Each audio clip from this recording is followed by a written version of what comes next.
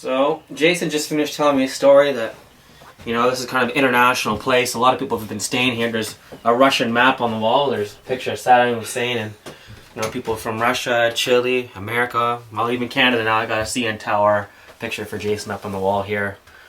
Old stay here. So it's a little international community. But the best way told me that the Russian person stayed here with his wife and his 5-year-old son. And, you know, I'd be pretty impressed if I don't think I've ever had a girlfriend that would have lived with me in a place like this with a 5-year-old son. But maybe one day you and me will find a girl like that, Jason. Maybe you'll have a girl to come live with you in this little shack of yours and be happy just to be with you, huh? Do you think Bianca can handle this?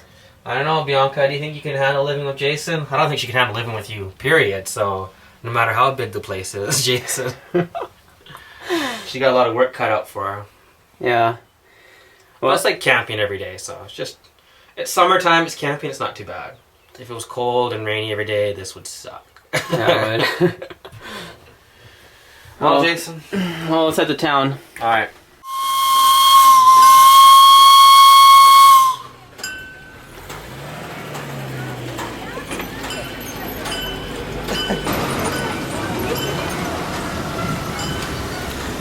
Well, Jason, we're at the beach at Pucon, and you're on call for work, but you didn't bring your cell phone with you, which is pretty good when you're on call. So we'll go back to the hostel and do a Skype phone call to your boss. Give him my phone number so he can call me if we need to do some skydiving, but I don't know, looks pretty cloudy for that today, huh? Yeah, that's a good weather.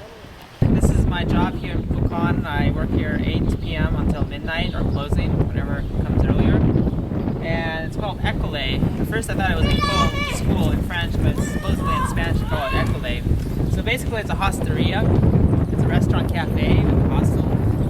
And this is that place. It's approximately valued at about $1 million, even though pretty small. It only houses probably 50 people, I'd say.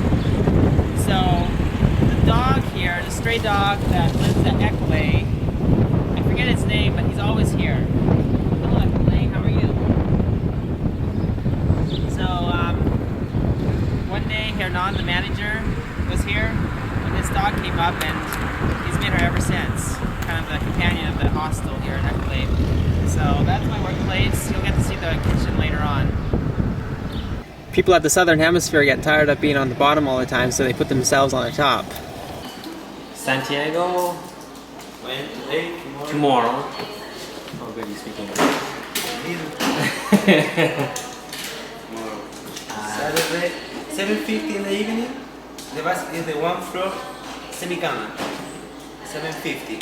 Arrive in Santiago 6:50 in the morning. Okay. So 7:50 departure here? Here, 7:50. Arrive 6:50 in the morning. The second floor semi-cama. So 9 o'clock, and it's... Arrive 7 o'clock in the morning. It's not like... Okay. I think this one's good. Okay? 9 o'clock for cama, semi-cama. What does that mean, Jason? Half bed or full bed? You took half bed, I think. Semi-cama. Semi-cama. Okay. 14,000 is the price for person. And maybe, so I get window too? Black is free. This is the friend. Friend the bus. Toilet is here. Okay. Only one thing. Window, yes. Okay. Window Sí. 54. Sí. It's okay. In the middle bus. Sí.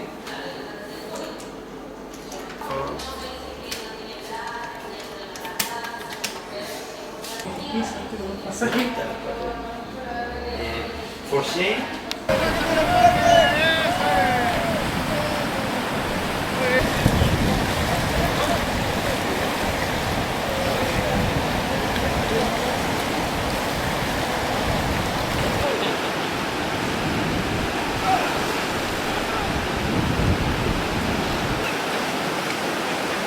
How's that, Luke? You see that, Jason? Yeah.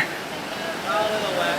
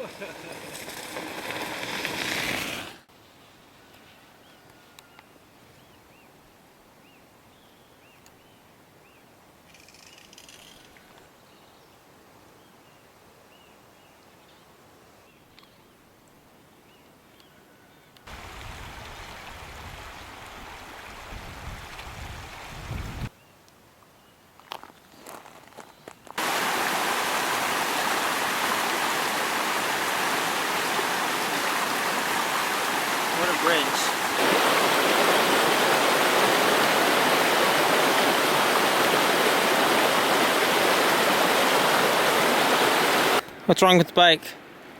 Changing gears.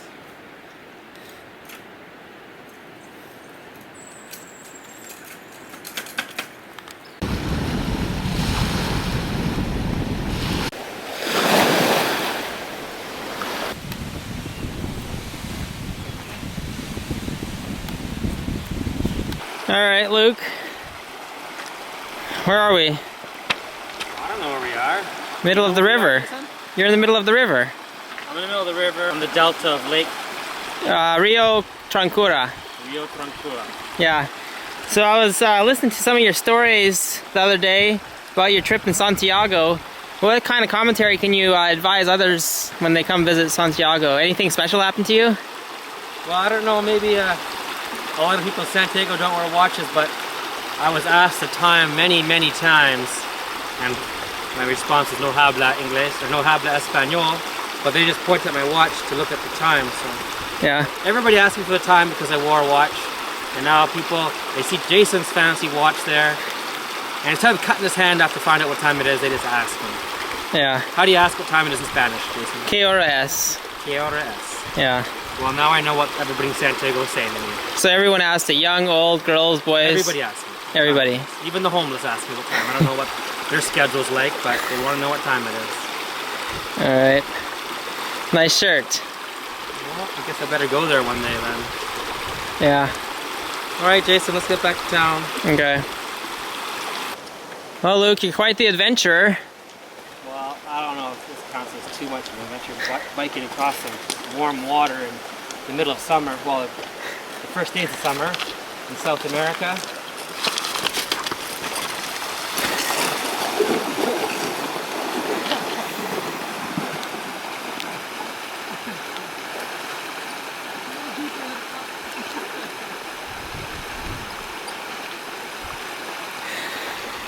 Oh boy, now I gotta go across.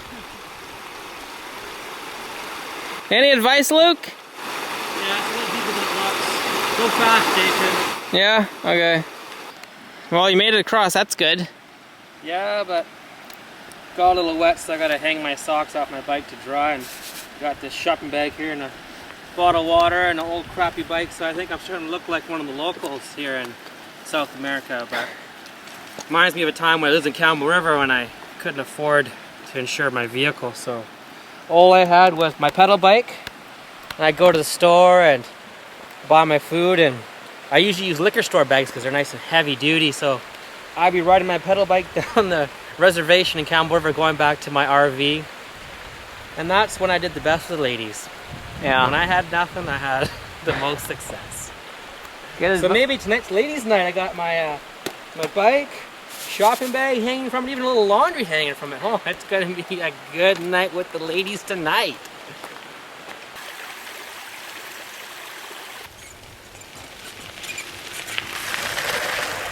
So pretty soon you're going to work? Yeah. In about half hour.